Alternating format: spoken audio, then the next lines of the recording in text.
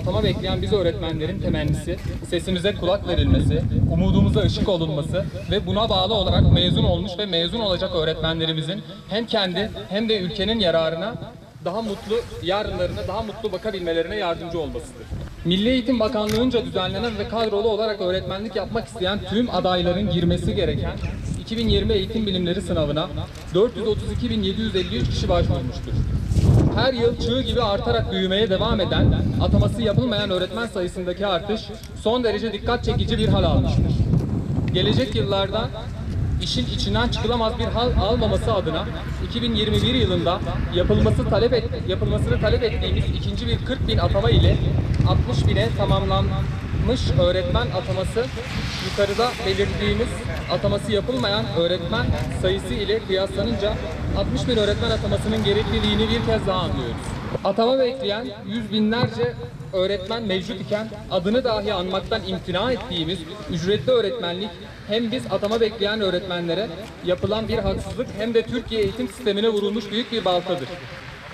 Alakasız bölümlerden alakasız branşların yerleştirilmesiyle eğitim adına günden güne korkutucu bir tablo çizmeye devam eden ücretli öğretmenlik hem öğretmenlerin branşlarına hem öğretmenlerin eğitim hayatları boyunca verdikleri emeklere hem de Türkiye eğitim sistemine yapılmış ve ivedilikle dönülmesi gereken büyük bir yanlıştır. Atamamız yapılmadığı için öğretmen değil, öğretmen adayı olarak anılmamız bizi derinden üzmektedir. Oysa hepimiz diplomamızı almaya hak kazandığımız gün ücretli, kadrolu, sözleşmeli veya ataması yapılmayan şeklinde ayrım yapılmaksızın öğretmen olarak anılmaya hak kazandık. Öğretmen olmak devletin bir kurumuna atanmak demek değildir. Tüm öğretmenlerimiz genç dimağlara rehber olmak ve eğitim vermek için diplomasını aldığı gün zaten adaylık statüsünden çıkmıştır. Son yayınlanan Sayıştay raporu verilerine göre ülke genelinde ihtiyaç duyulan 138.393 öğretmen açığı bulunmaktadır. Sayın Bakanımız Ziya Selçuk'un 5 Ekim'de yaptığı konuşmasında bahsettiği pandeminin devam etmesi halinde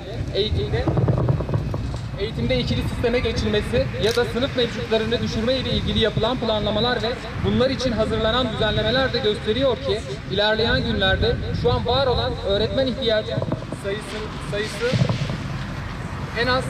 en az 2 kat artacaktır. İkinci bir ek 40.000 ile 60.000'e tamamlanmış öğretmen ataması hem atama ekleyen öğretmenler için hem de Türkiye'nin eğitim sistemini daha aydınlık günlere ulaştırmak için atılmış büyük bir adım olacaktır. Sunduğumuz bu yazımızda bütün atama bekleyen öğretmenlere umut olacağınızdan, biz öğretmenleri geleceğe daha emin adımlara ulaştırmak için hazırladığımız problemleri görmezden gelmeyeceğinizden son derece eminiz. Ülkece buna destek çıkılması, yarınlarımızın eğitim sistemini olumlu yönde etkileyeceği gibi öğrencilerine kavuşacağı günün hayalleriyle gün sayan, hala umudunu yitirmemiş, ataması yapılmayan öğretmenlerimize ve yetiştireceği mutlu nesillere umut olacaktır. Atama bekleyen öğretmenler adına düzenlediğimiz basın açıklamasının basın mensupları ve öğretmenlerin her daim destekçisi, kıymetli halkımız sayesinde gerekli yerlere ulaşacağından şüphemiz yoktur. Öğretmene 60.000 atama! Öğretmene 60.000 atama!